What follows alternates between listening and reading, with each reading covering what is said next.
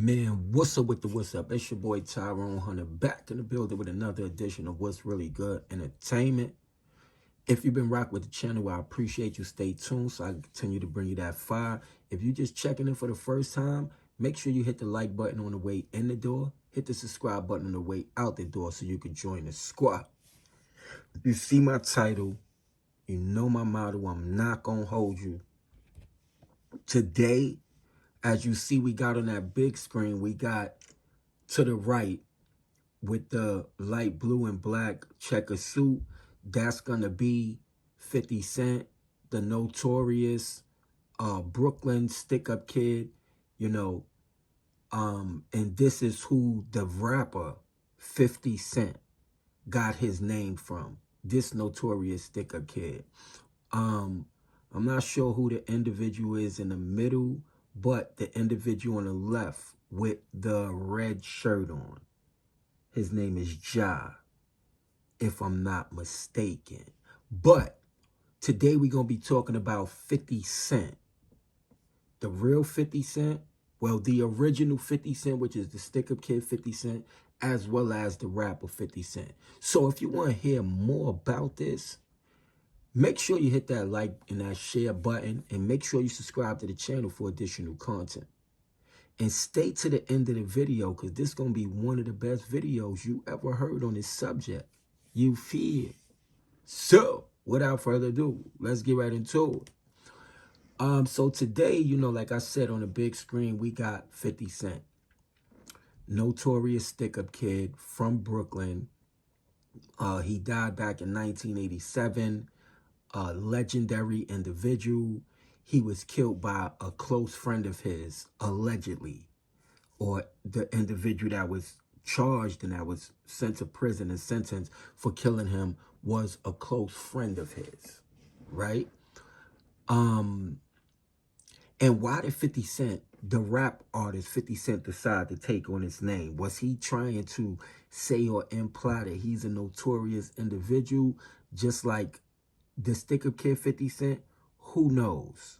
But what I could share with you is a true and personal story of the stick-up kid 50 Cent. It was something that I witnessed as a child. I probably was about, I want to say, anywhere from between 8 and 10 years old.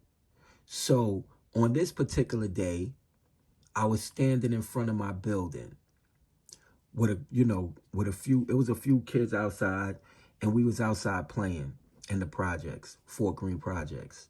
And 50 Cent happened to come through with two other individuals. Now, the thing about 50 Cent, the thing that you got to understand is 50 Cent was short and he was small. As you could look at his arms, he was very skinny. 50 Cent probably was between 5'5" and 5'7". Didn't weigh no more than 140 pounds. He looked like a little kid, had a baby face. He didn't look like a notorious individual, but he actually was. He had the heart of 100 individuals. So on this particular day, you know, playing in front of my building, 50 Cent came through, and he came through with two other individuals who were younger than him. They wasn't my age. They was a couple of years older, but they were definitely teenagers. And what happened on this one occasion, 50 Cent had approached somebody that I knew who was, you know, a drug dealer at the time, dude by the name of JB. So 50 Cent approached JB with these two other individuals, and they started having a conversation. And what caught my attention was the fact that the conversation, it got kind of loud. To the point where 50 Cent was saying, so you telling me I should do what I came here to do? I can't remember what JB's response was, but 50 Cent repeated that same thing again.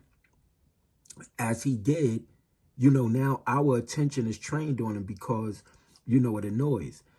We didn't know if anything was going to happen or not, but because it was a commotion, everybody's direction was centered on that. Now, mind you, this is a warm day. It's a lot of kids outside, broad daylight, you know, and they just carrying on this casual conversation as if, you know, everything is normal about it. So JB turned his back to walk away from them, and he opened the door to his building. At that point in time, 50 Cent tapped one of the young teenagers on the chest and said, go do what you got to do.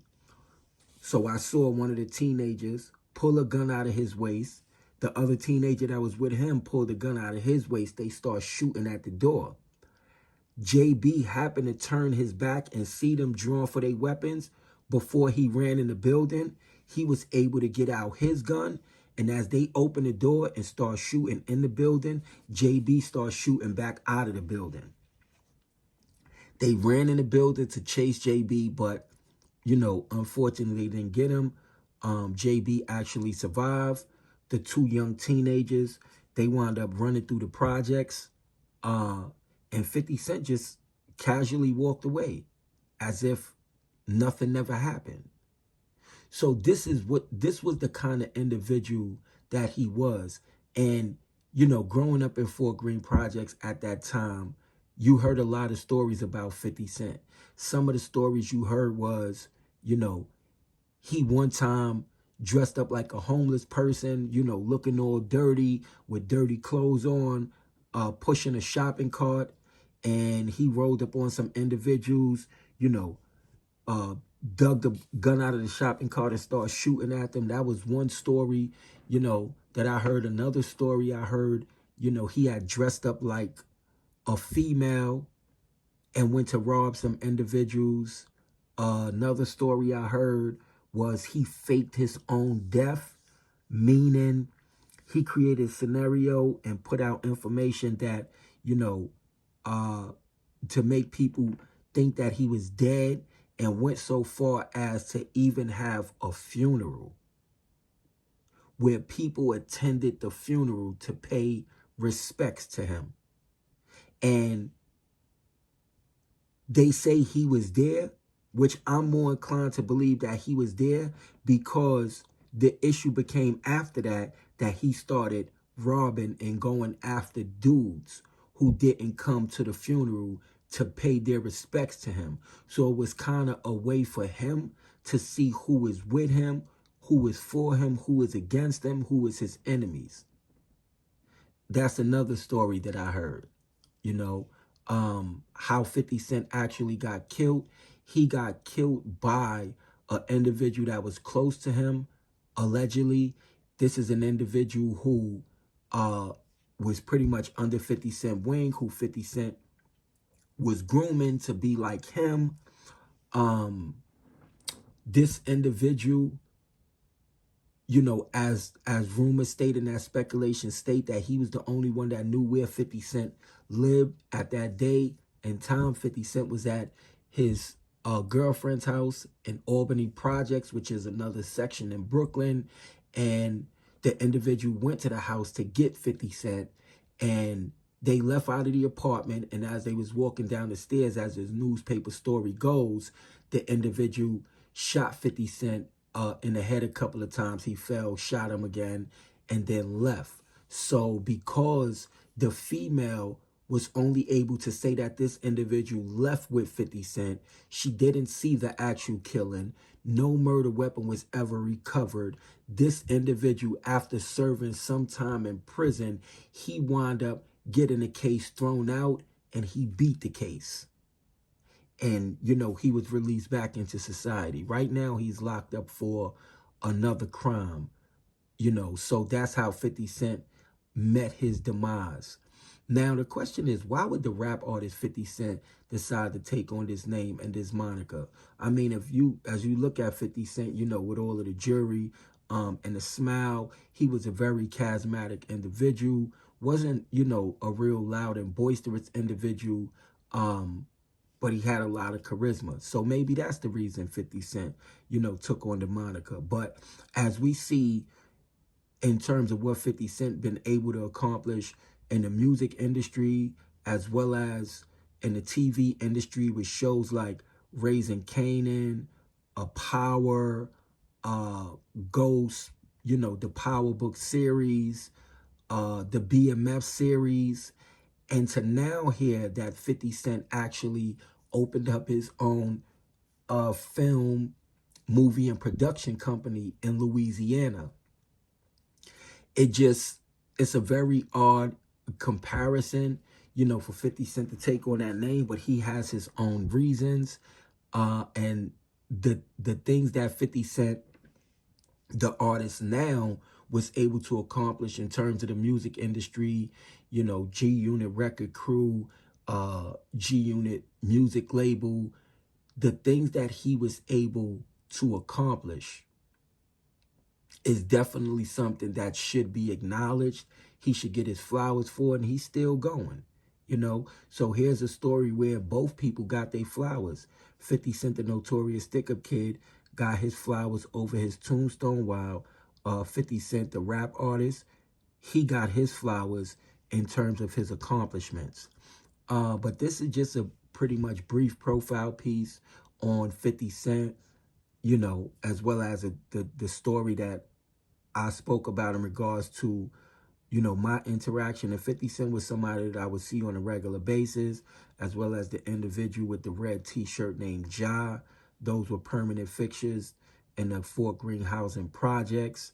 And there's many, many other, notorious as well as well-known individuals that came out of the Fort Greene housing projects. But 50 Cent, he's one that, although he passed away in 1987, here it is, 2024, 40 years later, and he's still being spoken about. And the reason for that is, legends don't die. They name only get bigger with time. But let me know what y'all think of this situation. Let me know what y'all think of this story. Like, comment, share, subscribe. And put whatever comment you have in the comment section.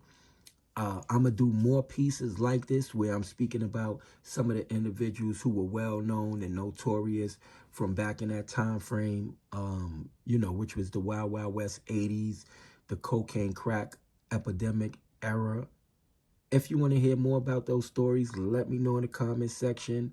And yeah, we're going to catch you in the next one. Tyrone Hunter, what's really good? Out of here.